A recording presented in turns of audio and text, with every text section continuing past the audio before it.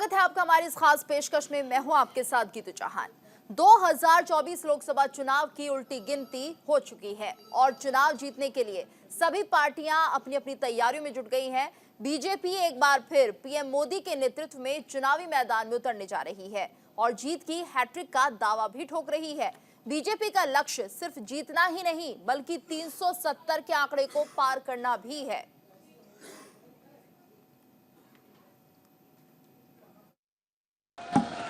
और आदरणीय अध्यक्ष जी, अब हमारी सरकार का तीसरा कार्यकाल भी बहुत दूर नहीं है। ज्यादा से ज्यादा 100-125 दिन बाकी है और अब की बार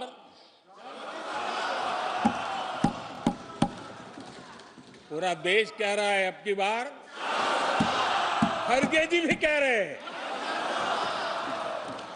लेकिन अध्यक्ष जी, मैं आमतौर पर ये आंकड़े के चक्कर में नहीं पड़ता,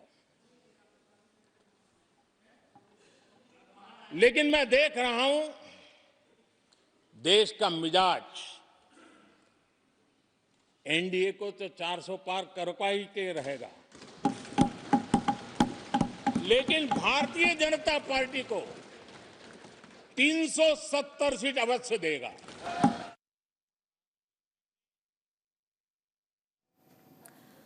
तो चुनाव के लिए कौन अनफिट होगा, कौन रिपीट होगा, ये देखना होगा, क्योंकि 155 उम्मीदवारों की पहली लिस्ट आने वाली है। हालांकि मंथन हुआ है 4 से 5 घंटे की बैठक में ये देखा गया है कि किस पर दांव खेला जाए, किस पर नहीं। 2024 लोकसभा चुनाव की उल्टी गिनती शुरू हो गई है और बीजेपी पूरी तैयारी कर चुकी है कि आखिर किस चेहरे को कहां से उतारा जाएगा। तो तैयारी पूरी और एक तरह से देखा जाए 155 नाम सामने आ सकते हैं। बीजेपी की पहली लिस्ट वो होगी। तो चुनावी मैदान में क्या कुछ एक्सपेरिमेंट होगा, क्या बीजेपी हैट्रिक लगाने जा रही है, ये तमाम सवाल हैं जिनके जवाब अब देखने होंगे। तो लक्ष्य को पाने के लिए बीजेपी हर संभव प्रयास कर रही है और वादा किया गया है 370 सीटों पर जीत दर्ज करने का। तो जनता से एक तरह से ये अपील भी है और वहीं अपने कार्यकर्ताओं को ये टास्क दिया गया है कि इस बार 370 से ज्यादा सीटें बीजेपी के खाते में आनी चाहिए। तो इस लक्ष्य को पाने के लिए बीजेपी हर संभव प्रयास कर रही है। बीजेपी लोकसभा चुनाव में इस बार नए चेहरों को ज्यादा मौका दे सकती है। पार्टी सूत्रों के मुताबिक पार्टी इस बार करीब 100 या इससे ज्यादा सांसदों के टिकट भी काट सकती है। बीजेपी लोकसभा चुनाव के लिए अपने उम्मीदवारों की पहली लिस्ट जल्द ही जारी कर सकती है। बीजेपी ने पिछले साल हुए अलग अलग विधानसभा चुनाव में भी कई विधायकों के टिकट काटे थे और इसमें सीनियर नेता भी शामिल थे। पार्टी नेताओं में इसकी चर्चा है कि लोकसभा चुनाव में इस बार बड़ी संख्या में टिकट काटे जाएंगे और नए चेहरों को मौका मिलेगा। बीजेपी के राज्यों में हुए विधानसभा चुनाव में नए चेहरों को उम्मीदवार बनाने का फायदा भी मिला है। बीजेपी लगातार ये संदेश भी दे रही है कि बीजेपी में कार्यकर्ता सबसे अहम है और पार्टी जिसे चाहे उसे जिम्मेदारी भी दे सकती है। अब देखने वाली बात होगी कि बीजेपी लोकसभा चुनाव में कितने नए चेहरों पर दांव खेलेगी और इसका पार्टी को कितना फायदा होगा। तो बीजेपी की बैठक और कितने नाम फाइनल हुए हैं इसको लेकर मंथन हुआ है। 155 नामों की लिस्ट बीजेपी जारी कर सकती है।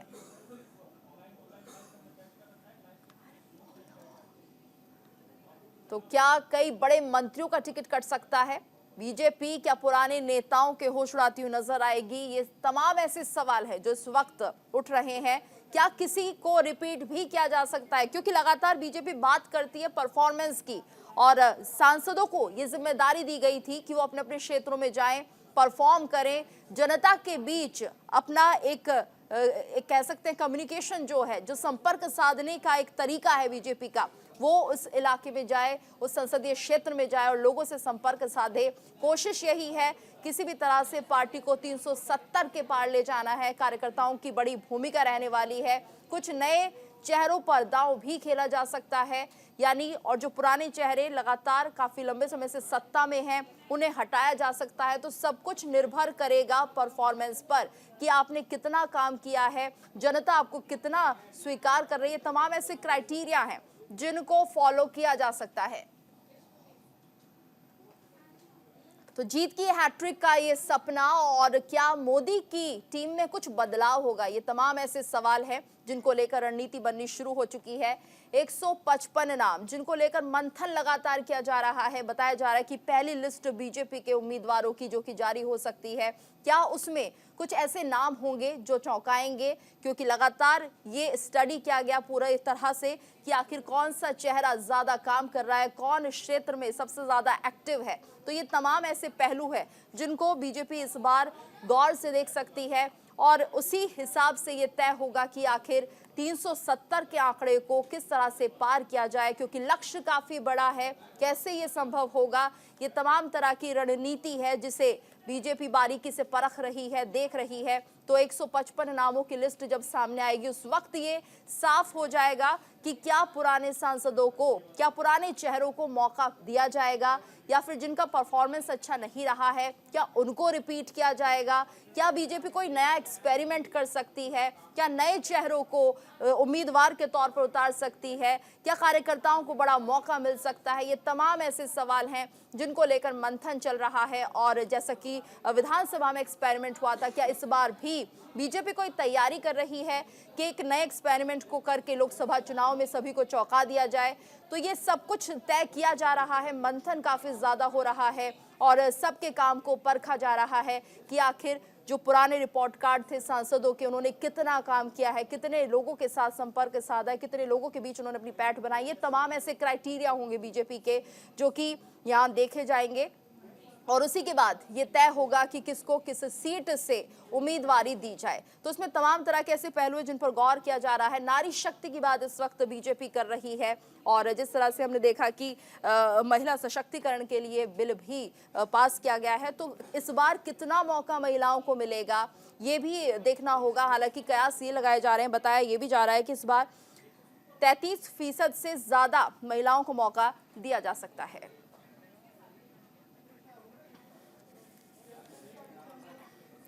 और आज चर्चा में हमारे साथ तमाम पैनल होगा जिसमें कि महेश आर्या सपा के प्रवक्ता हमारे साथ जुड़ेंगे, नाजिम खान राजनीतिक विश्लेषक हमारे साथ बने रहेंगे, खेमचंद शर्मा बीजेपी प्रवक्ता होंगे, गौतम सेठ प्रवक्ता कांग्रेस के हमारे साथ जुड़ेंगे, चिराग सेठी आम आदमी पार्टी के प्रवक्ता जुड़ेंगे। रुक करेंगे हम चिराग सेठी का। चिराग जी, आपका बहुत बहुत स्वागत है न्यूज इंडिया पर। तो जिस तरह से हम देख रहे हैं बीजेपी पूरी तैयारी कर रही है, 155 नामों पर मंथन किया गया है, जल्दी लिस्ट सामने आ जाएगी। आपको क्या लगता है कि इस बार पूरी रणनीति, पूरी तैयारी के साथ बीजेपी इन नामों की घोषणा कर सकती है? तो दिख ही रही है कि अपने जो नेता हैं वो तो फेल हो ही रहे हैं कि बाहर से नेता इंपोर्ट करने पड़ रहे हैं, जिनको धो धोकर पहले गालियां दी जाती थी, भ्रष्टाचारी बोला जाता था, उन सबको खुले हाथों से स्वागत किया जा रहा है। अपने दम पर जहां सरकारें नहीं बन पा रही थी वहां पर नेताओं को तोड़ा जा रहा है। तो कहीं ना कहीं आज ये दिखा रहा है कि ये बोलना 400 पार बहुत आसान है, बट इस बार शायद 200 पार करना भी मुश्किल होता जा रहा है। क्यों? क्योंकि आपको दिख रहा है किस तरीके से जो लोग हैं जिन्होंने काम नहीं किया, क्यों नेताओं को हटाना पड़ रहा है, क्योंकि इंकम्बेंसी ज्यादा है। लोगों का अपने सांसदों के खिलाफ जो रोष है वो इतना ज्यादा है कि इन्हें पता है कि अगर ये जाएंगे वहां पर लोग से वोट मांगने तो लोग इस बार वोट भी नहीं देंगे, उल्टा भगा वहां से अलग देंगे। तो यही एक कारण है कि तो मंथन करने के बाद शायद कोई समझ में आया कि ये लोग तो जीतने वाले हैं नहीं, ना कुछ नया ट्राई किया जाए, किसी और पार्टियों से तोड़ के लोगों को लाया जाए, उनको यहाँ पर टिकट देके कोशिश की जाए कि वो जीत जाए। पर ऐसा लगता हुआ दिख नहीं रहा है कि जब से इंडिया अलायंस बना, इंडिया अलायंस की सीट शेयरिंग हो गई है क्लियर, तब से ये डर जो है आपको कहीं ना कहीं और ज्यादा होता हुआ दिख रहा होगा। अब हमसे सवाल पूछा जाता था कि आपकी सीट शेयरिंग नहीं हुई, ये नहीं हुआ, वो नहीं हुआ। हमारी तो सीट शेयरिंग हो गई, हमने तो अनाउंस भी कर दिया। बट अब क्या भाजपा की शेयरिंग आई, किस दल को कितनी सीट मिलने वाली है? वो महाराष्ट्र में 25 सीट मांग रही है, एक शिंदे गुट जो है वो भी 25 सीट मांग रहा है, तो भाजपा क्या 3 सीटों पे लड़ने वाली है? तो इस तरह के बहुत सारे सवाल है जो भाजपा को अभी इसके जवाब ढूंढने हैं और अभी तो इनका मंथन शुरू हुआ है। आपको बहुत सारे चौंकाने वाले फैक्ट्स जो हैं आगे पता चलेंगे जैसे जैसे हम नजदीक आएंगे चुनाव। जी बिल्कुल। खेमचंद जी, आपसे हम समझना चाहेंगे इस बार क्या कुछ क्राइटेरिया रहेगा बीजेपी की तरफ से, क्योंकि लक्ष्य काफी बड़ा है। नमस्कार, जय हिंद। भारतीय जनता पार्टी हमेशा से कार्यकर्ताओं से बातचीत करके, कार्यकर्ताओं से संवाद करके, कार्यकर्ताओं का फीडबैक लेके ये निर्णय लेती है और इस बार भी हम लोग कार्यकर्ताओं से लगातार संवाद कर रहे हैं। जनता से संवाद करने के लिए भी हम लोगों ने एक मैसिव कैंपेन लॉन्च किया है जहां पे हम लोग फीडबैक ले रहे हैं, सजेशन ले रहे हैं किस तरीके से हमारा घोषणा पत्र होना चाहिए, हमारा संकल्प पत्र होना चाहिए, क्या हमारा विजन होना चाहिए और अगले 5 साल क्या रोड मैप होना चाहिए सरकार का, उसके लिए हम लोग लोगों के बीच में जा रहे हैं। और पिछले 3 महीने से लगातार भारतीय जनता पार्टी का हर कार्यकर्ता विकसित भारत यात्रा के माध्यम से घर-घर जा रहा है और बातचीत कर रहा है। तो हम लोग अपने कैंडिडेट के बारे में फीडबैक लेते हैं, वर्तमान एमपी के बारे में फीडबैक ले रहे हैं, सजेशन ले रहे हैं और हमारा जो नेतृत्व है, उन सभी चीज़ों को कंसीडर करते हुए सर्वे का एक फीडबैक भी आता है, उसको कंसीडर करते हुए निर्णय लेने वाले हैं और कई निर्णय हम क्योंकि उसमें एक्सपीरियंस भी देखते हैं, कंट्रीब्यूशन देखते हैं, पोटेंशियल देखते हैं, फ्यूचर में बनने वाली सरकार में किस तरीके से योगदान दे सकते हैं, उसका भी बैकग्राउंड देखा जाता है। ये सारी चीज़ें देखते हुए निर्णय लेगी और हमें पूरा विश्वास है कि जो लिस्ट आएगी वो कम्प्रिहेंसिव लिस्ट होगी, सभी को रिप्रेजेंट करती हुई होगी, सभी को सम्मानित करती हुई होगी और हमारे यहाँ पे ये बिल्कुल तय है कि कोई भी चीज़ परमानेंट नहीं है। कार्यकर्ताओं की ज़िम्मेदारी समय के अनुसार बदलती रहती है, कभी उनको जी। गवर्नमेंट में भेजा जाता है, तो कभी उनको चुनाव लड़वाया जाता है, कभी फिर उनको ऑर्गेनाइजेशन में भेजा जाता है। तो कार्यकर्ताओं को भी पता है कि भई ये कोई पद नहीं है, ज़िम्मेदारी है, जब ऑर्गेनाइजेशन बोलेगा, जैसे बोलेगा हम लोग उसको निभाएँगे। ठीक है। गौतम जी, आपको क्या लगता है इस बार कांग्रेस क्या कुछ क्राइटेरिया रखेगी उम्मीदवारों के चयन को लेकर? देखिए, इस बार जो 2024 का रण है उसमें कौन उम्मीदवार होने जा रहा है और किसका चेहरा कौन सी पार्टी आगे रखने जा रही है, इससे ज्यादा महत्वपूर्ण है नीति की राजनीति। क्योंकि 2014 से 2024 तक इस देश ने एक ऐसा अन्याय काल देखा जिसके अंदर नीति केवल अमीर को अमीर बना रही थी, गरीब को गरीब बना रही थी और मध्यम वर्ग भी पिस रहा था। तो एक क्रोनी कैपिटलिज्म की नीति से जब हम इकोनॉमिक इक्विलिब्रियम की तरफ शिफ्ट करने की बात कर रहे हैं, जब हम युवाओं के न्याय की बात कर रहे हैं, महिलाओं के न्याय की बात कर रहे हैं, किसान के न्याय की बात कर रहे हैं, तो हम लोगों की जो 2024 के रण में लड़ाई होने जा रही है वो नीति की राजनीति, जिसे हम पॉलिसी ड्रिवन पॉलिटिक्स कहते हैं, उस पर होने जा रही है। और फिलहाल जो देश का हाल है वो मुझे बयान नहीं करना, मुझे लगता है जो पीएमओ से नैरेटिव अप्रूव करके आता है उसमें आप ये वीडियो नहीं चला पाएंगे, तो मैं ये जरा वीडियो 20 सेकंड की आपके चैनल पे दिखाना चाह रहा हूं, जिसमें मोदी सरकार के ही मंत्री नितिन गडकरी ने कल के एक इंटरव्यू में देश के गरीब मजदूर की स्थिति के बारे में क्या कहा है, आप लोग खुद सुन लीजिए। आज गांव गरीब मजदूर किसान दुखी है। इसका कारण यह है कि जल, जमीन, जंगल और जानवर, रूरल, एग्रीकल्चर, ट्राइबल, ये जो इकोनॉमी है, यहाँ अच्छे रोड नहीं है, पीने के लिए शुद्ध पानी नहीं है, अच्छे अस्पताल नहीं है, अच्छी स्कूलें नहीं है, किसान के फसल को अच्छे भाव नहीं है। तो ये कल के ही एक इंटरव्यू में गडकरी जी, जो देश के रोडवेज मिनिस्टर हैं, बहुत इज्जत करता हूं उनकी, लेकिन उन्होंने जो देश का अस्तित्व देश के सामने रखा वो मुझे मालूम है मेन स्ट्रीम मीडिया नहीं चला पाएगी, क्योंकि पीएमओ से एक अप्रूव्ड नैरेटिव आता है, उसी को सारा दिन चलाना पड़ता है। लेकिन मैं इस बात से बिल्कुल श्योर हूं, ग्राउंड पर देख रहा हूं कि इस बार भारत के लोग नीति के आधार पर वोट करने जा रहे हैं, अपना हक मांगने के लिए वोट करने जा रहे हैं। और जो सिर्फ मोदी, शाह और अडानी में ये देश के जो हमारे रिसोर्सेज हैं, जो केवल 3 लोगों में बंटते हुए लोगों ने 10 साल तक देखे, उस नेक्सस को तोड़ने के लिए 2024 का रण जो है वो सज रहा। ठीक है, आप सभी हमारे साथ बने रहिएगा। यहाँ पर हम एक छोटे से ब्रेक के लिए रुक रहे हैं, जल्द हाजिर होते हैं, आप सभी हमारे साथ बने रहिए। ब्रेक के बाद आपका स्वागत है। और अब जिस तरह से हम देख रहे हैं 2024 का इलेक्शन नजदीक आ रहा है, सभी पार्टियां अपनी तैयारी कर रही हैं और खासतौर से अगर बात करते हैं सभी दलों की, तो क्राइटेरिया सेट कर दिए गए हैं किसको किस आधार पर टिकट दिया जाएगा। रुक करेंगे हम यहाँ पर महेश आर्या का, जो कि सपा के प्रवक्ता हैं। महेश जी, आपसे हम समझना चाहेंगे समाजवादी पार्टी में इस वक्त जो स्थिति बनी हुई है, किस तरह से उम्मीदवारों का चयन किया जा रहा है? देखिए प्रीति जी, सबसे पहले तो मैं कहूँगा कि जब हमारा अलायंस नहीं कन्फर्म हो पाया था कांग्रेस के साथ, तो उस समय भारतीय जनता पार्टी के बीच में इतना पेट में दर्द हो रहा था और रोज ऐसा नैरेटिव खड़ा किया जा रहा था कि इंडिया गठबंधन नहीं हो रहा है, इनमें ऐसा है, इंडी गठबंधन है, घमंडी गठबंधन है, यहाँ तक कि इनका बूथ से लेकर के टॉप क्लास का जो लीडर है वो तक इस तरह की बात कर रहे थे। और ये अपने आप को कह रहे मेरे सामने कोई नहीं, हम सब पे भारी है। लेकिन आपने जब से हमारा गठबंधन हो गया और सीटों को आपने शेयरिंग भी कर दी, उसके बाद से अभी तक ये लोग, इनके बड़ा हलचल मची हुई है, इनकी समझ में नहीं आ रहा करे तो करे क्या। जमीन खिसकी, बौखलाए हुए हैं, इनके चेहरे के नूर उतरे हुए हैं। इसी कारण से इन्होंने, आपने देखा होगा कि किस तरीके से हमारा अभी राज्यसभा का इलेक्शन हुआ तो राज्यसभा में तोड़फोड़ की, हमारे दल में से विधायकों को खरीदा फरोख्त किया। इनके पास एंटी इनकम्बेंसी के चलते अच्छे कैंडिडेट नहीं मिल पा रहे हैं, इसलिए बड़ा मत्थापच्ची चल रही है। और इन्होंने हमारे दूसरे दलों को तोड़ के उनमें से लीडर को आयतित करके ये कैंडिडेट बना रहे हैं, इसलिए इनमें विलंब हो रहा है। 10 साल की एंटी इनकम्बेंसी में आपने देखा प्रीति जी किस तरीके से अन्नदाता किसानों के साथ नाइंसाफी हुई है। अभी जो उत्तर प्रदेश की बात करें तो जो भी एग्जामिनेशन होता है उसमें पर्चा लीक हो जाता है और अभी तक उस पर बहुत बड़ा अगर इसकी जांच कराई जाए, सीबीआई ईडी पता नहीं कहाँ गई, इस चीज की भी जांच होनी चाहिए कि देश के नौजवान जो हैं किस तरीके से शिक्षा दीक्षा करने के बाद वो नौकरी का इंतजार करते हैं, ओवरेज होने के जा रहे हैं, कैसे गरीबी में आकर के वो अपना फॉर्म अप्लाई करते हैं, उसके बाद भी पर्चा लीक हो जाता है और सरकार उसमें शामिल होती है। सरकार ने किसी के भी खिलाफ अभी तक कोई एक्शन नहीं लिया, उनके साथ अन्याय हो रहा है। और ये किसान आप देख रहे हैं किस तरीके से उनके साथ उनके जो रबर की बुलेट चलाई जा रही है, उनके ऊपर पानी फैलाया जा रहा है, कांटे बिछाए जा रहे हैं। ऐसा तो कभी कोई सरकार करती नहीं अपने देश के नागरिकों से। ये दूसरे विदेशियों के साथ जब आक्रमण की स्थिति होती है, अटैक की स्थिति होती है, तब होता है ऐसा।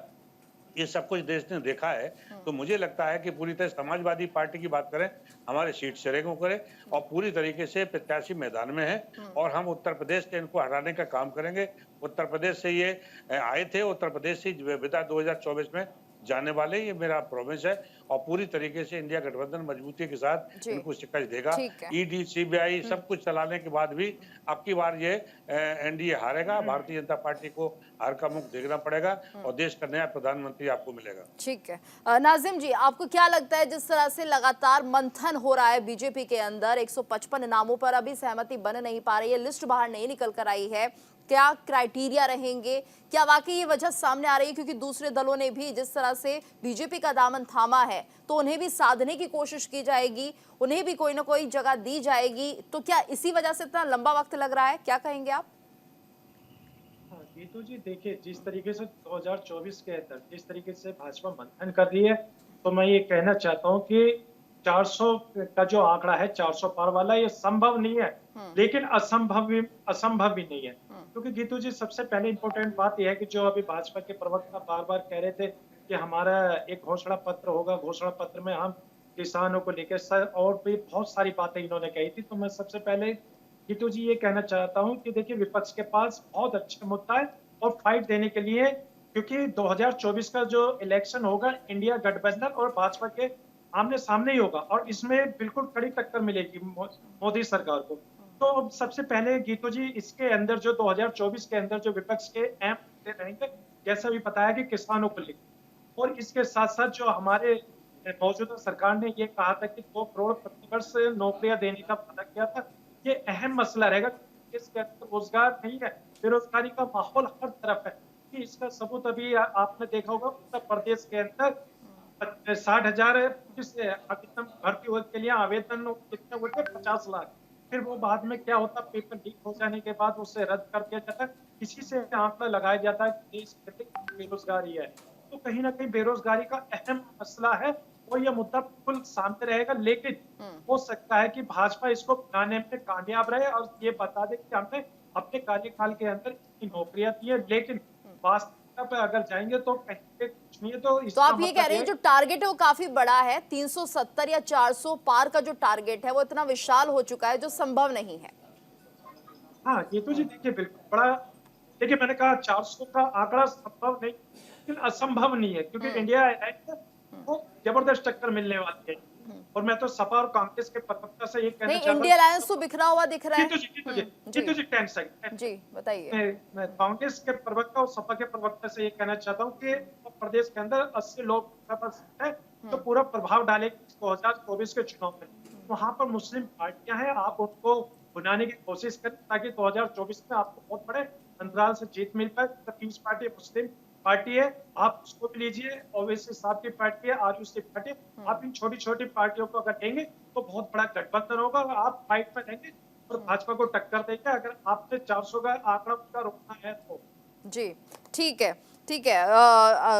खेमचंद जी, क्या वाकई ये आंकड़ा इतना बड़ा हो चला है, जिस तरह से लगातार अब सभी तरफ से जो बातें सामने आ रही है कि इतना बड़ा आंकड़ा आप पार कैसे कर पाएंगे?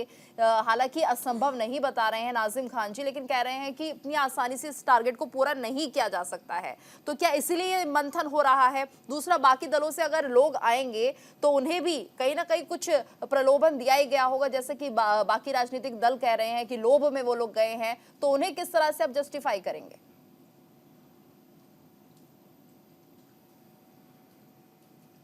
देखिए, नाजिम भाई ने एक जो बात कही कि ये असंभव नहीं है, बिल्कुल सही कही है। और ये मुश्किल है, आसान नहीं है, ये भी बिल्कुल बात सही है। और आसान नहीं है, लेकिन हमारे कार्यकर्ता इसको आसान मान भी नहीं रहे। हमारे कार्यकर्ताओं ने तय किया है, हमारे कार्यकर्ताओं ने ये डिसाइड किया है कि हमने जितना अच्छा काम किया उसको हम जन जन तक ले जाना है। और जन जन तक ले जाके आदरणीय प्राइम मिनिस्टर मोदी जी के कामों को बता के हम 400 का लक्ष्य प्राप्त करेंगे। और हमने 303 का लक्ष्य प्राप्त किया हुआ है। और हम जो रोड मैप हमने जो बनाया है, बिल्कुल पॉसिबल रोड मैप है, अचीवेबल रोड मैप है, जस्टिफाइबल रोड मैप है। क्योंकि 303 के ऊपर हमें सिर्फ और सिर्फ 67 सीटें और जीतनी है। हम बहुत सारी सीटों पे सेकंड नंबर में रहे, बहुत सारी सीटों में हम तीसरे नंबर पे रहे। हम पश्चिम बंगाल में सीटें बढ़ाने वाले हैं, आंध्रा में हमारी सीटें बढ़ने वाली हैं, तेलंगाना में हमारी सीटें बढ़ने वाली हैं, तमिलनाडु में हमारी सीटें बढ़ने वाली हैं, उड़ीसा में हमारी सीटें बढ़ने वाली हैं, उत्तर प्रदेश में हमारी सीटें बढ़ने वाली हैं। तो हम पूरी तरीके से आश्वस्त हैं, क्योंकि जनता आज भारतीय जनता पार्टी के साथ खड़ी है, मोदी जी के साथ खड़ी है, मोदी जी के काम के साथ खड़ी है, मोदी जी की गारंटी के साथ खड़ी है। ठीक है। और रही बात दूसरे दलों से आने वाले लोगों को, हम प्रलोभन किसी को नहीं देते। नहीं, ये कहा जा रहा है जो जो दल छोड़कर आ रहे हैं अपनी अपनी पार्टियों को, तो यही कहा जा रहा है उनकी तरफ से कि ऐसा हुआ होगा तभी संभव है कि बीजेपी के पाले में लोग जा रहे हैं। आप सभी से चर्चा जारी रहेगी। यहाँ पर एक छोटे से ब्रेक के लिए रुक रहे हैं, जल्द हाजिर होते हैं। ब्रेक के बाद आपका स्वागत है हमारी इस खास पेशकश में। और 2024 लोकसभा चुनाव की तैयारी कैसी चल रही है, किन चेहरों पर दाव लगाया जाएगा, किस तरह से मंथन हो रहा है सभी पार्टियों पर, आज चर्चा कर रहे हैं। हमारे साथ खास मेहमान लगातार बने हुए हैं। रुक करेंगे हम चिराग सेठी का। चिराग जी, आपसे हम जानना चाहेंगे, आम आदमी पार्टी की अगर हम बात करते हैं तो यहाँ पर किस तरह से ये क्राइटेरिया निर्धारित किया जा रहा है, किन चेहरों को मौका दिया जाएगा, क्या इसमें नए चेहरे भी शामिल हो सकते हैं, क्या कुछ क्राइटेरिया?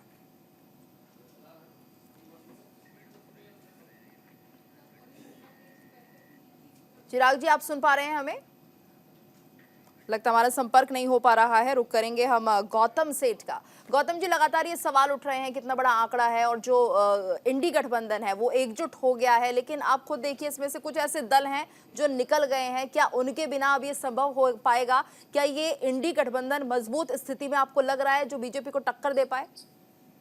देखिए, राजनीति में कभी कभी कुछ चुनाव जो है वो जनता खुद लड़ती है, और जनता खुद तब वो चुनाव लड़ती है जब वो बेहद त्रस्त हो जाए झूठ से और झूठी पॉलिसीज के वादों से।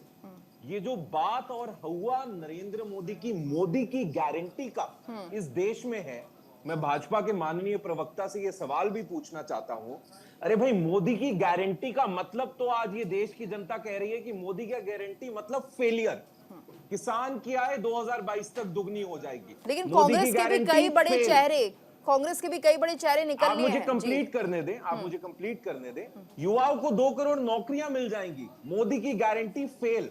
आपने अभी मेरा चेहरा हटाकर मोदी जी का ही चेहरा लगाया, तो ये जो मोदी जी की गारंटी है, ये बार बार बात करते हैं महिला सशक्तिकरण कर देंगे, एलपीजी के दाम घटा देंगे, पेट्रोल के दाम घटा देंगे, किसान की आय दुगनी कर देंगे, युवाओं को बेरोजगार से रोजगार बना देंगे, देश में स्टार्टअप का एक नया कल्चर इस्टेब्लिश कर देंगे, देश में पक्के घर होंगे हर गरीब के।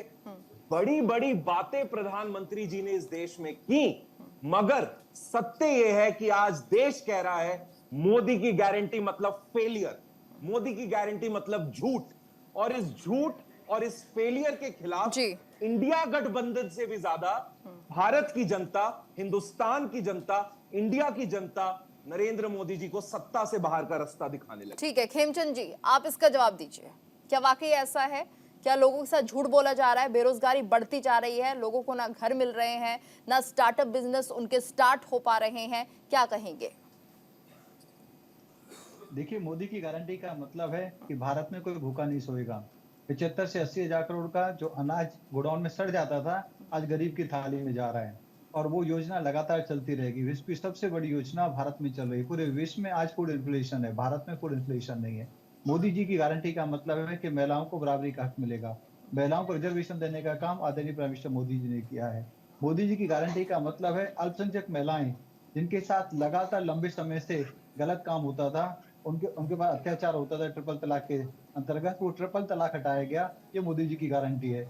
मोदी जी की गारंटी है आर्टिकल 370 हटा, जो भारत में जम्मू कश्मीर का पूरा विलय होना चाहिए, जब पूर्ण विलय होना चाहिए, वो नहीं होने देता था, उससे बहुत सारी परेशानियां हो रही थी, उसको हटाया गया। मोदी जी की गारंटी है अगर कोई हमारी तरफ आंख उठा के देखता है तो हम उसकी आंखें फोड़ देते हैं। ईंट का जवाब पत्थर से, एयर स्ट्राइक के माध्यम से दिया गया और सर्जिकल स्ट्राइक के माध्यम से दिया गया। मोदी जी की गारंटी है सेनाओं को जो इक्विपमेंट चाहिए उनको तो प्रोवाइड किए जा रहे हैं। आज राफेल जैसे आधुनिक उपकरण सेनाओं को दिए जा रहे हैं। मोदी जी की गारंटी आज हमारी साइंस और टेक्नोलॉजी विश्व के सभी देशों के साथ बराबरी का आप कह सकते हैं ओहदा रखती है, और हम लोग साइंस और टेक्नोलॉजी में बहुत ज्यादा लीड ले चुके हैं। मोदी जी की गारंटी है कि आज हमारी इकोनॉमी, जितनी भी मेजर इकोनॉमी है, उस सब में बहुत तेजी से आगे बढ़ रही है। सारी की सारी इकोनॉमी क्राइसिस में है, कहीं पे इन्फ्लेशन है, कहीं अपने आप को दिवालिया घोषित कर रही है, कहीं पे भुखमरी है, कहीं पे कुछ हो रहा है, लेकिन भारत की इकोनॉमी आज मजबूती से खड़ी है। और आपने देखा लास्ट क्वार्टर में 8.4 का ग्रोथ रेट रहा है, और कई एजेंसी ने हमारा जो ग्रोथ रेट है कमिंग ईयर का वो रिवाइज किया है। मोदी की गारंटी है कि आज 9 साल में या 10 साल में कोई भी कहीं भी कम्युनल कोई भी क्लैशेस नहीं हुई या इस तरीके के दंगे नहीं हुए। मोदी जी की गारंटी है जो इंटरनल सिक्योरिटी की प्रॉब्लम होती थी कम्युनिस्ट की वजह से या मार्क्सिस्ट की वजह से, उसको लिमिटेड एक छोटे से एरिया में सीमित कर दिया गया है। मोदी जी की गारंटी, अब ये किसानों की बात करते हैं, मैं किसानों पे आता हूँ। मोदी जी की गारंटी है कि हम लगातार किसानों को मदद देंगे। पीएम किसान के माध्यम से ऑलरेडी हम लोग 2,80,000 करोड़ के आसपास का पैसा हम डिस्बर्स कर चुके हैं। सुन लो, मोदी जी की गारंटी है कि पिछले 10 साल में ऑलमोस्ट सभी फसलों के रेट डबल हुए हैं। मोदी जी की गारंटी है इनपुट कॉस्ट कम हुआ है, और जो क्रॉप के रेट है, क्रॉप की जो मार्केट है वो तो बढ़ी ये है, गारंटी वाइड हुई आने है, वाले समय उसकी के लिए दी कैपेसिटी जा बढ़ी रही है। है, ये गारंटी आने वाले समय के लिए है। मोदी की गारंटी का मतलब सपने दिखाना नहीं, मोदी जी की गारंटी है हकीकत बनना। हमने करके दिखाया है। पहले पहले 5 साल में हम लोगों ने गड्ढे भरे, जो इन्होंने 10 साल में गड्ढे खोद दिए थे, हमारी इकोनॉमी को खराब कर ठीक दिया है। था, हमारे इंफ्रास्ट्रक्चर को खराब कर दिया था। नेक्स्ट 5 साल में जो हमारी एक विजन था कि हम लोग 370 हटाएंगे, हम ट्रिपल तलाक हटाएंगे, हम पाकिस्तान को एक स्ट्रांगली जवाब देंगे, हम लोग ठीक है स्पेस महेश जी। में बड़ा काम करेंगे, हम चंद्रमा पे जाएंगे, हम लोग अपनी जो आर्मी है उसको आधुनिक करेंगे, उसको लेटेस्ट हथियार देंगे, ये सारे काम किए। और आने जी वाले 5 साल में हम अपने देश को विकसित देश बनाएंगे, विकसित राष्ट्र ठीक है बनाएंगे, विकसित भारत महेश जी, बनाएंगे, बीजेपी उसको तो तेजी से बढ़ेंगे। बीजेपी मोदी की गारंटी दे रही है, आप लोगों के पास क्या है? देखिए, गारंटी की बात मैं करूं, अगर गारंटी इन्होंने अगर कुछ यही तो पूरी तरह से गारंटी की पोल यही खोल रहे हैं। यदि इन्होंने कुछ वास्तव में जनता के लिए जो गारंटी, जो वादे किए थे, उनकी गारंटी पे खरे उतरते, तो गीतू जी, एक देश का प्रधानमंत्री मैंने पहली बार देखा। हमारी बेटी लाइफ हो गई, कितने प्रधानमंत्री हमने देखे, लेकिन इस बीच मैंने देखा कि ये पहले प्रधानमंत्री जी हैं, आदरणीय प्रधानमंत्री नरेंद्र मोदी जी, कि सुबह यदि आप ट्रांजिस्टर का, टीवी का कोई भी चैनल खोलें तो खुद ही एडवर्टाइजमेंट करते मिले, गो मोदी की गारंटी, मोदी की गारंटी। तो मैं समझता हूँ कि इस तरीके से गारंटी इन्होंने वादे किए थे कि गरीब जब 14 में आए थे कि हम 14 लाख रुपया प्रत्येक विलय काला धन लेके आएंगे, आज तक उसका कोई हिसाब नहीं आया, 1 रुपया किसी चोरनी जेब में नहीं आया। तो ये जनता गारंटी बार में बार फेल हो इन्हें गई। क्यों चुन रही इन्होंने है? वादा किया था 2 गुनी किसानों की आय करेंगे, वो वादा पूरा नहीं किया। इन्होंने कहा था किसानों की हम जो कर्जे को माफ करेंगे, किसानों के कर्जे माफ नहीं, बेचारे आज भी जो आत्महत्या करने को मजबूर हो रहे हैं। लेकिन अपने कुछ दोस्तों के जो धन्ना सेठ हैं, पूंजीपति हैं, उनके 15 लाख करोड़ रुपया कर्जा माफ कर दिया गीतू जी। और कमाल की बात तो ये है, आज हम और आप अगर लोन लेते हैं, अगर 10,000, 1 लाख, 10 लाख, 5 लाख, तो अगर उसको हम देने में दिक्कत होती है तो आरसी आ जाती है, और उसके बाद भी अगर डिफॉल्टर होता है तो उसकी सिविल खराब कर देते। देश का कोई भी बैंक लेकिन लोगों को ये बात समझ में नहीं आ रही है। लोगों को तो मोदी की गारंटी समझ में आ रही है महेश जी। माफ करने के बाद दोबारा फिर उनको कर्ज दे दिया गया। ठीक है चिराग जी, ठीक है चिराग जी, स्थिति में हाँ, पूरा देश का ये सब अगर हो रहा है, सब हो रहा है देश में, लेकिन प्रधानमंत्री मोदी फिर भी अपनी गारंटी दे रहे हैं। विपक्ष किस तरह से तैयारी कर रहा है, गठबंधन को अब कितनी मजबूती के सामने, बीजेपी के सामने खड़ा होगा, क्योंकि पीएम मोदी की अपनी गारंटी दे रहे हैं। गीतू जी, पूरी तरीके से ये मोदी तो तब भी दी गई थी जब बोला गया था 2022 तक 5 ठीक है महेश जी, चिराग जी बोल रहे हैं, पहले उन्हें सुन लेते हैं। हाँ जी बोलिए। जी गारंटी तब भी दी गई थी कि जब बोला गया था 2022 तक $5 ट्रिलियन इकोनॉमी होगी, वो तो नहीं हुई। छोड़िए, प्रति व्यक्ति आय में हम ब्राजील से भी पीछे चले गए, ये तो स्टार्टिंग हो गई। इसके बाद जो भी आपने बातें कही मैं उन पे थोड़ा सा जवाब दे दूं। आपने बोला जनधन योजना, आधे 20% अकाउंट ऐसे हैं जो डोरमेंट हो गए। आपने बात करी कि उज्ज्वला योजना में 10% लोग ऐसे हैं जो दूसरा सिलेंडर ले पाए। बात करते हैं 80 करोड़ लोगों को अनाज मिल रहा है, फिर बोलते हैं 25 करोड़ लोग ऐसे हैं जो गरीबी रेखा से ऊपर आ गए, तो फिर ये अनाज कौन ले रहा है? अगर आप इस तरह की बातें कर रहे हैं तो आप बात करते हैं कि हमने किसानों की आय को दुगना करना था। किसानों की आय तो दुगनी हुई नहीं है, उल्टा 3,45,000 करोड़ के विलफुल डिफॉल्टर है। मतलब मैं दे सकता हूं पैसा, मैं देना नहीं चाहता। 1,84,000 करोड़ रुपए के कॉर्पोरेट टैक्सेस वेव ऑफ कर दिए। जो कॉर्पोरेट्स को, जो एक कुछ घरानों को अमीर कर रहे थे, उनको तो आप और अमीर बनाते जा रहे हैं। एक गरीब आदमी जिसे पहले 300 या 400 रुपए का सिलेंडर मिलता था, आज वो 1200 रुपए का सिलेंडर खरीद रहा है। पहले एक इंसान जिसको 70 रुपए लीटर पेट्रोल मिलता था, आज वो 100 रुपए लीटर खरीद रहा है। आज नौकरियों की बात की थी, 2 करोड़ नौकरी, आज 18 करोड़ नौकरियों का हिसाब मांगो तो हिसाब होता नहीं है। यूपी में कुछ 50-60 हजार पोजीशन निकलती है जिसमें 50 लाख लोग अप्लाई करते हैं और उसमें भी पेपर लीक हो जाता है। ये इनकी डबल इंजन की सच्चाई है। ये कुछ गारंटियां हैं जो मोदी जी ने दी थी और जिसका क्या धरातल पे हुआ, ये आपने भी देखा, मैंने भी देखा और लोग भी देख रहे हैं। लोग भी समझ रहे हैं कि ये जो बोला जाता है सिर्फ झूठ बोला जाता है। इनका काम सिर्फ और नहीं तो फिर सिर्फ झूठ में क्यों किसी आते हैं लोग झूठ में क्यों फंस रहे हैं? देखिए ना, 100 में 38 वोट मिलते हैं ना, 62 लोग नहीं फंस रहे। पर हमारी जिस तरह की व्यवस्था है उस तरीके बैलेट पेपर मिलते हैं, वो नहीं चलिए जाते हैं। ठीक है, ठीक है खेमचंद जी, पानी हो जाएगा। ठीक है खेमचंद जी जवाब दीजिए। देखिए, हमारे मित्र ने बोला कि लगभग 30% जनधन अकाउंट डोरमेंट अकाउंट है। ओके, तो आपने माना 70% अकाउंट फंक्शनल है और उसमें लाखों करोड़ रुपए है, और पता है 50 करोड़ से ज्यादा अकाउंट बने हैं। तो इसका मतलब कितने अकाउंट फंक्शनल है? आप अंदाजा लगाइए, 35 से 40 करोड़ अकाउंट भी अगर फंक्शनल है, जो पहले नहीं थे, पहले एग्जिस्ट नहीं करते थे, तो कितना बड़ा कंट्रीब्यूशन, कितना बड़ा सिस्टम में बदलाव मोदी जी लेके आए, जो असंभव था। आज 1 रुपया हम भेजते हैं दिल्ली से, एक का एक पूरा रुपया नीचे गरीब तक जाता है। चाहे वो पीएम किसान के माध्यम से भेज रहे हैं, चाहे वो फसल बीमा का पैसा हो, चाहे वो टॉयलेट बनवाने का पैसा हो, चाहे वो कोई भी योजना हो, किसी भी तरीके की ग्रांट हो, सीधा सीधा पैसा आज गरीबों के खाते में जाता है या फिर हमारे सम्मानीय नागरिकों के खाते में जाता है। बीच में कोई बिचौलिया उसको खा नहीं पाता। ये अचीवमेंट है मोदी जी की। ये पहले लोग सोच भी नहीं सकते थे, वो हमने करके दिखाया। एक बेसिक चीज, टॉयलेट जैसी बेसिक चीज, माता बहनों को बाहर जाना पड़ता था निवृत्त होने के लिए, वो घर घर बनाने का मोदी जी ने किया है। 11 करोड़ से ज्यादा परिवारों को नल से जल, शुद्ध जल, स्वच्छ जल देने का काम मोदी जी ने किया है। 4 करोड़ से ज्यादा परिवारों को घर बना के देने का काम, पक्के घर, लखपति माता बहनों के नाम घर किए जा रहे हैं, लखपति बनाने का काम मोदी जी ने किया है। 83 लाख सेल्फ हेल्प ग्रुप के माध्यम से 9 करोड़ से ज्यादा महिलाओं को एम्पावर करने का काम मोदी जी ने किया है, और उसमें से 1 करोड़ से ज्यादा महिलाएं लखपति दीदी बन चुकी हैं, और 2 करोड़ और बहनों को लखपति दीदी बनाना है। वो हमारा रोड मैप है।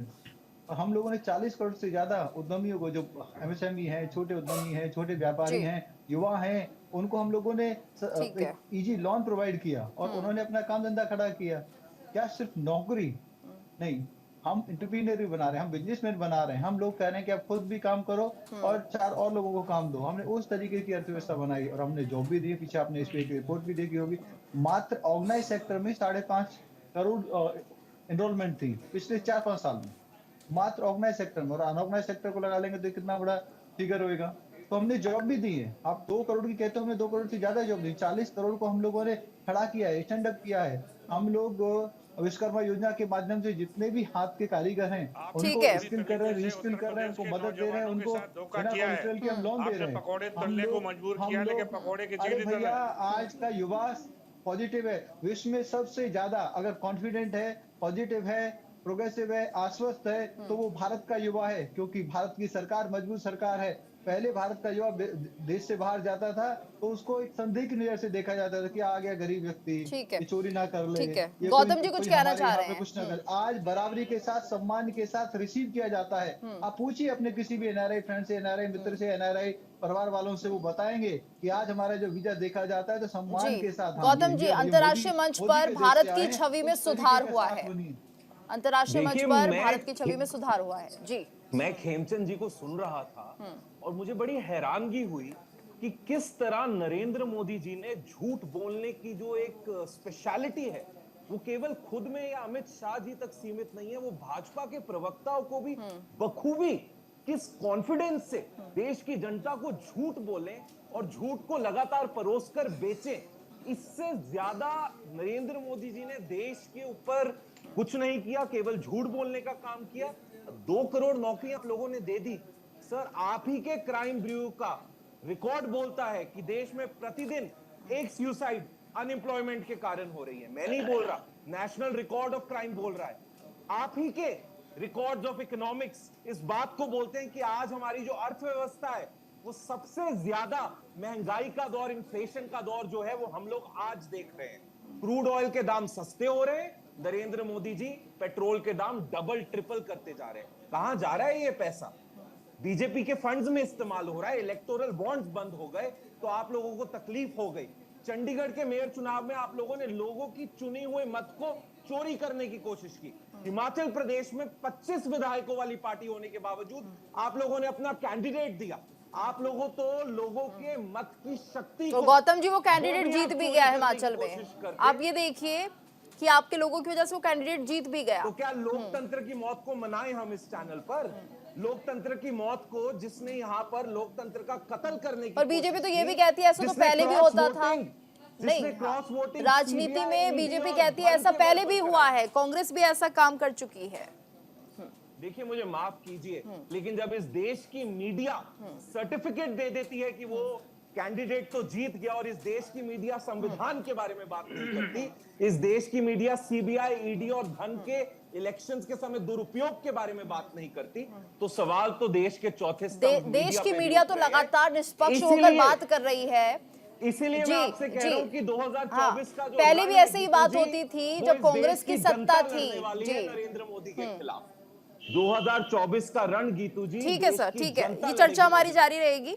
यहाँ पर एक छोटे से ब्रेक के लिए हम रुक रहे हैं, जल्द हाजिर होते हैं। ब्रेक के बाद आपका स्वागत है और आज हम चर्चा कर रहे हैं लगातार 2024 के इलेक्शन को लेकर किस तरह की तैयारी, किस चेहरे पर दांव लगाया जाएगा। तमाम पैनल हमारे साथ मौजूद हैं। रुक करेंगे हम नाजिम खान का। नाजिम जी, तो लगातार मोदी की गारंटी सामने आ रही है, वही विपक्ष की तरफ से ये कहा जा रहा है कि मोदी की जो गारंटी है वो किसी काम की नहीं है, जो योजनाएं हैं वो विफल हो चुकी है। लेकिन उसके बाद भी क्या विपक्ष जनता को ये बात समझा पाएगा कि जो मोदी ने योजनाएं चलाई थी वो विफल हैं, वो जीरो हैं, और अगर ऐसा नहीं कर पाएगा तो ये उनकी तरफ से कमी मानी जाए? जी, जिस तरीके से कहा जा रहा है कि मोदी जी की गारंटी के लिए, तो मैं ये कहना चाहता हूँ सबसे पहले, क्योंकि देखिए मोदी जी ने कहा था कि आप सभी के अकाउंट में 15 लाख रुपए आएगा। मोदी जी ने ये भी नहीं, नाजिम जी मेरा सवाल सुनिए। हाँ जी, पहले मैं ये कह रही हूँ, ये जो झूठ है ये लोगों के समझ में क्यों नहीं आ रहा है, या फिर जो दूसरा राजनीतिक दल है, विपक्ष है, वो समझा क्यों नहीं पा रहा है, ये मैं समझना चाहती हूँ।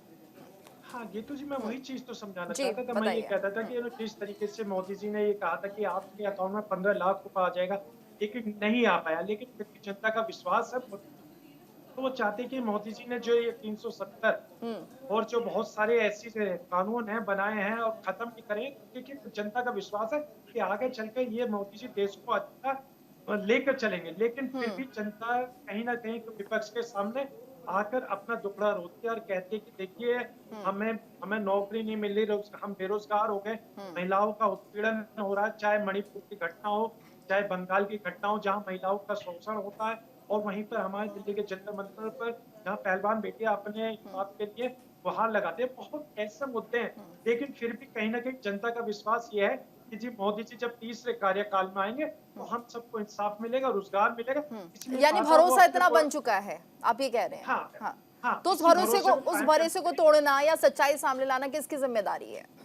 हाँ, ये तो सब विपक्ष की जिम्मेदारी है, लेकिन विपक्ष कहीं ना कहीं फेल होता जा रहा है। क्योंकि तो यही हम समझना चाह रहे हैं कि विपक्ष को थोड़ा अपना ध्यान रखना चाहिए, कहां पर हम कमी जो है वो दिखा रहे हैं, कहां पर हम जनता के बीच नहीं पहुंच पा रहे हैं। अगर हम बात करें यहाँ पर महेश जी से, महेश जी, हमने देखा कि 2012 में जब समाजवादी पार्टी की सरकार बनी थी, अखिलेश यादव पर एक बड़ी उम्मीद थी, लोगों के बीच वो पहुंचे थे, रोड शो किए थे, लोगों से संपर्क साधा था, उम्मीद थी उत्तर प्रदेश की, इसलिए सत्ता परिवर्तन हो भी गया। अब ऐसा क्यों नहीं हो पा रहा है, लोगों के बीच क्यों नहीं पहुंच पा रहा है गठबंधन? देखिए गीतू जी, जब हमारी सरकार थी तो हमारी सरकार का उद्देश्य था, आपने देखा होगा कि मुफ्त दवाई, मुफ्त सिंचाई, मुफ्त पढ़ाई, ये हमारी पार्टी का स्लोगन था और उसको लेकर के हमारी सरकार ने काम किए और उसको लेकर के जनता आज भी याद कर रही है। लंबे लंबे हमने हाईवे बनाए हैं और वो उसको इनको देखा इन्होंने पूरा इसका पूरा वो फ्लाइट जो है जो लड़ाकू विमानों को उतार करके उसको किया तो वो खरे उतरे, लेकिन इनका जो एक्सप्रेस वे बनाया गया 6 महीने के बाद उद्घाटन के बाद धराशायी हो गया था, आपको पता है।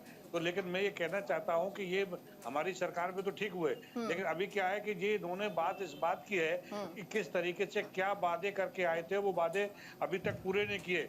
अगर एक तरफ नहीं, वादे पूरे नहीं किए फिर भी ये सत्ता में आ रहे हैं। 10 सेकंड में कि आज ये कहते हैं हमारे परिवार में हम लोग आप लोग मानते हैं जो कुपूत होता है तो सपूत होता है। सपूत क्या करता है, अपने पुरखों की पूंजी की वो जो लगाई हुई जो है उसको संजो के रखता है, उसको बिगाड़ता नहीं है। और कपूत जो निकल आता है घर में वो क्या करता है, अपने पुरखों की जितनी भी पूंजी है यहाँ पर उसको कपूत बेच कौन है? दिया और जाता है। आज आप देख रहे हैं कपूत, आप बताइए कि देश की जो बड़ी संस्थाएं हैं, संवैधानिक संस्थाएं, उनको बेच दिया गया।